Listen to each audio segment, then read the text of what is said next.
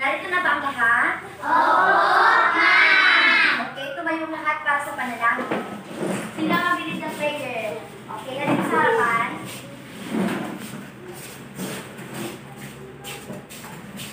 Yung ang mga ulo. Lord, salamat sa mga eskwela. Bigyan mo ng mga eskwela ito. At pagbuti ng mga eskwela. At sana mabigyan ng mga klase ito ng mga magandang asal. Amen. Amen. Magandang umaga mga bata. Magandang umaga po, ma'am. Okay. Bago kayo umupo, tignan niyo muna ang mga kara sa inyong paligid. Sa ilalim ng inyong mga upuan, sa likod. Pulutin at itapon sa aming basurahan.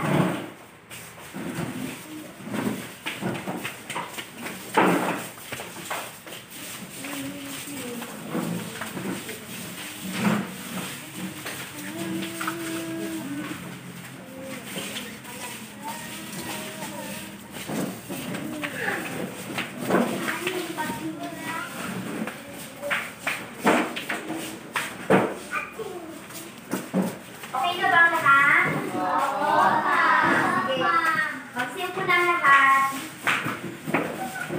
Bago natin simulan ang ating talakayan, mag-check muna ako ng attendance. Jerome? Ma'am. Okay. Mikaela? Present, ma'am.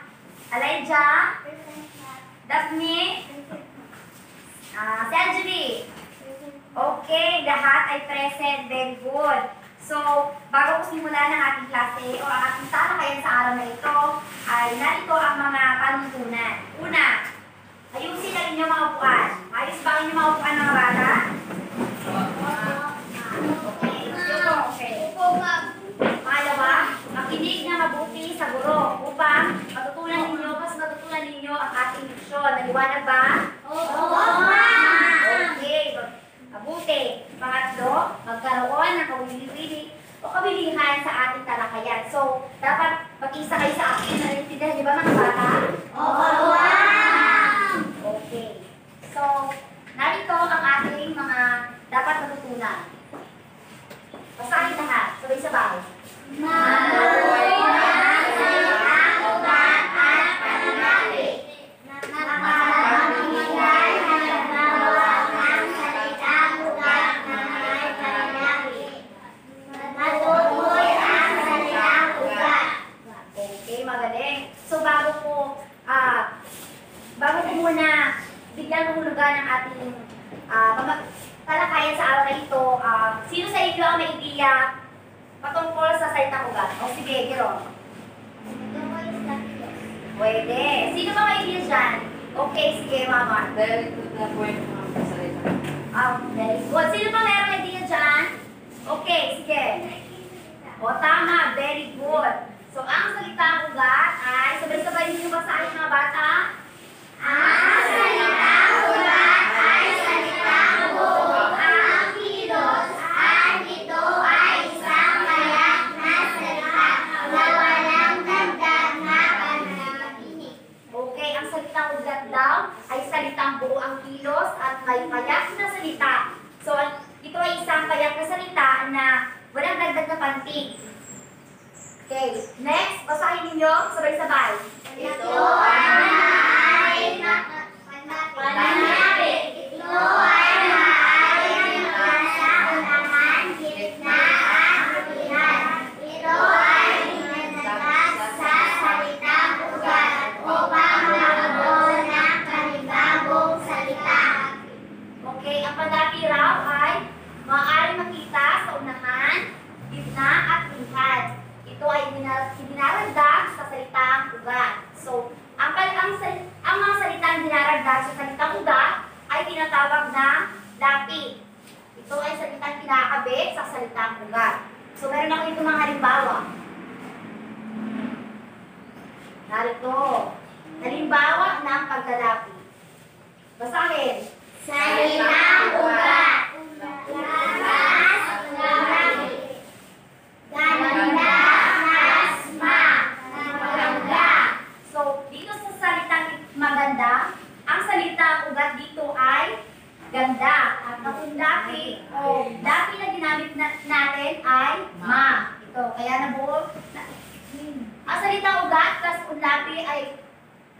sinasama ay makakabuo ng panibagong salita na tinatawag na maganda o dito sa salitang ito. Next, basahin mga bata. Ano ang nabuong salita ng salitang ugat at pandating pinasama? Ano ang pundating ginamit? Ano ang salitang ugat? Magaling. Dito naman sa pangalawang halimbawa, so ito ay ang lapid. Basahin mga bata. Basahin ang halimbawa.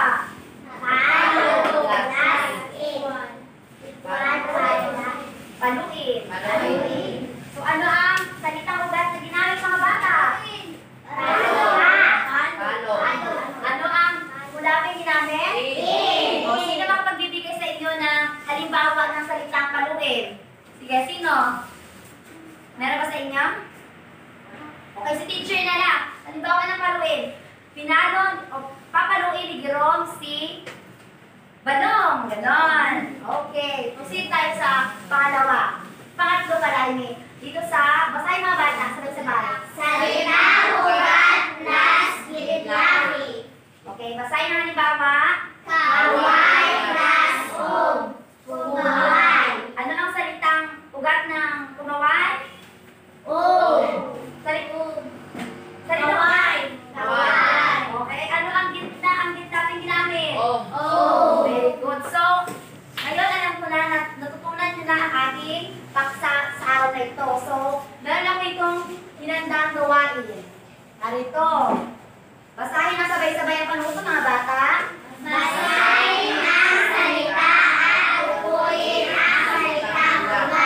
Okay. Dahil naintindihan nyo na ang ating topic ko sa araw na ito, sino ang unang gustong sumagot?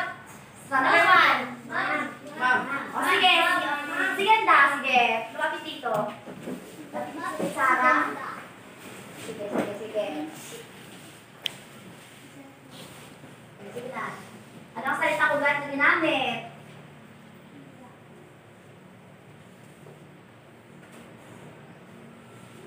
Okay, ano ang panapin ginamit? Okay, basahin nga ang salita.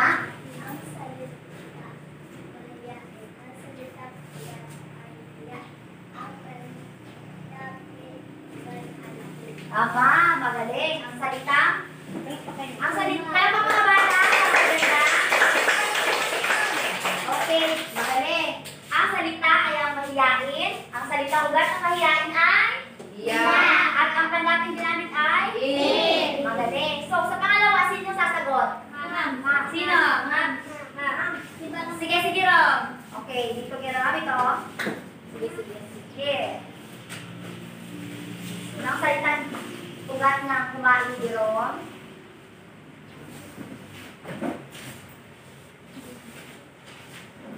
Ano ang panlaping ginamit? Basahin ang sinunod na biro. Salita. Kumain. Ang salitang ugat. Kain. Ang panlapin. Okay. Tama ba ang ginawa ni Jerome? Oo! Okay. Tama ang ginawa ni Jerome. So, ang salita ay? Kumain. Ang salitang ugat naman ay? Kain. At ang panlaping ginamit? Very good mga bata. Sa pangatlo, sino sasagot? Sino? Sige, itong ni Kayla. Sino pa? Ay, sige. Iba na lang. Iba na ni Kayla. Sino pa? Sige. Ikaw, ano yun ito? Daphne.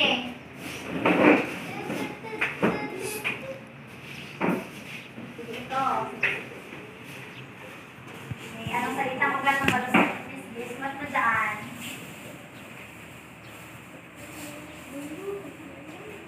Ano ang natin ginamit? O, palasayin mo ang sinusunulat. Sige na. Ang salita ay malutong. Ang salita ay malutong. Ang salita ugat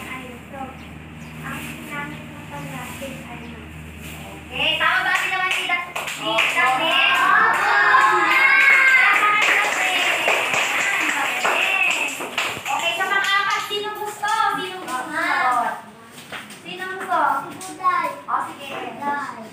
Halika dito. Yan. Sulat mo dito sa pisara ang ating. Sige.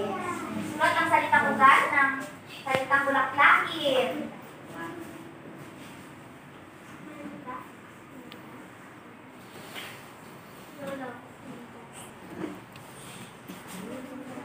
Ano ang panlapin ginamit? Basahin mo ang sinulat mo.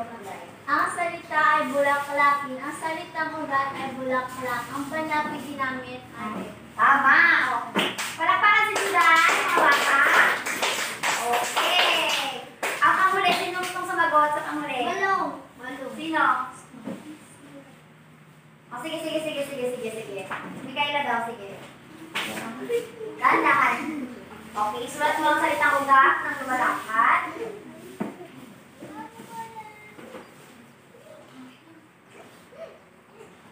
Okay, ang panlapin ginamit.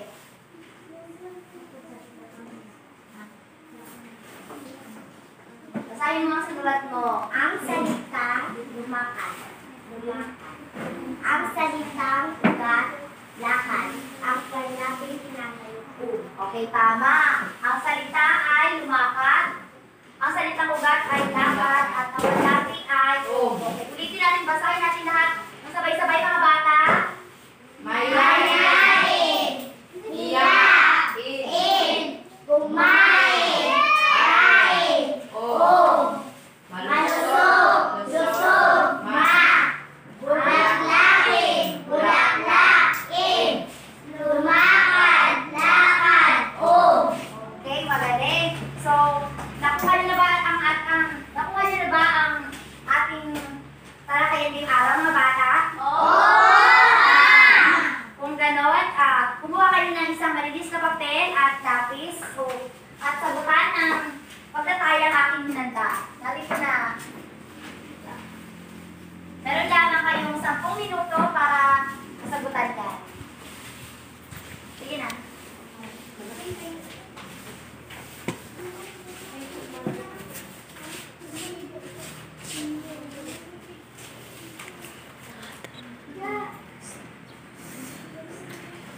Tapos na ba ang lahat? Opo. Okay, ipasa na ang papel sa harap. Ipasa sa inyong harap at ipasa dito mga bata. Sige. Sige, ipasa.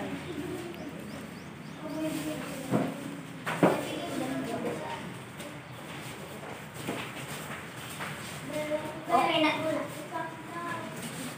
Makapasa na ba ang lahat mga bata? Opo, ma'am. Sige.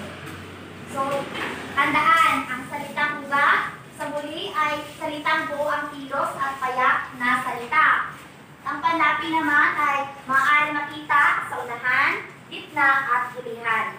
So, alam ko naman na natutunan nyo na sa araw na ito ang ating talakayan. So, para sa inyong takdang aralin, kumuha ulit ng mga papel at isulat ninyo ang takdang aralin. Para sa inyong takdang aralin, sumulat ng 20 salita at tukuyin ang salitang ugat nito. Sulat niyo ba? Opo. Okay na? Opo, ma'am. Itago niyo na inyong mga gamit. Ayusin niyo na. Okay. Mahusay at magaling at nakuha ninyo ang ating